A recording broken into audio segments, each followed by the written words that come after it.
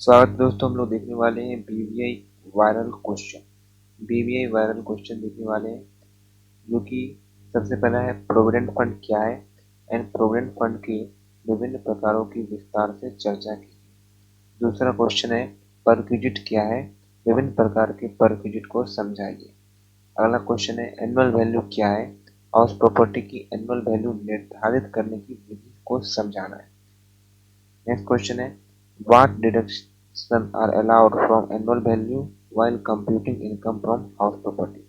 House property की annual value में कौन कौन सी डिडक्शन अलाउ होती है।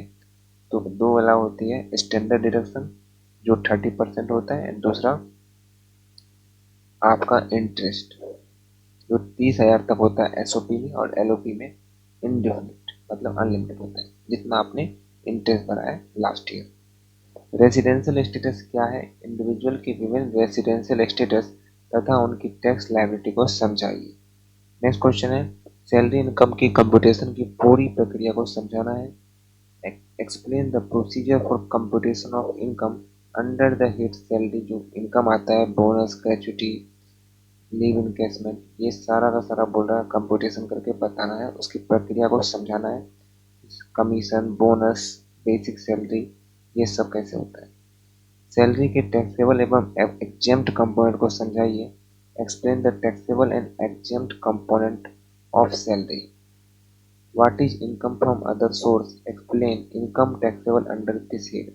इनकम फ्रॉम अदर सोर्स क्या है, इस हेड के अंतर्गत टैक्सेबल इनकम को समझाइए।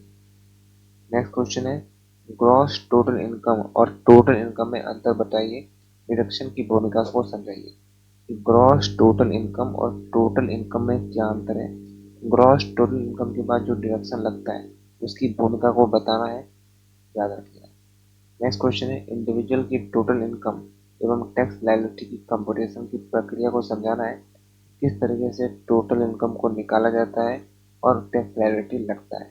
तो ये सारे क्वेश्चन इंपॉर्टेंट हैं, परक्विजिट इंपॉर्टेंट है, house property, annual value, provident fund very important question है, स्टार मार्क लगा लो। वायरल क्वेश्चंस में ये सारे क्वेश्चन देखने को मिलेंगे।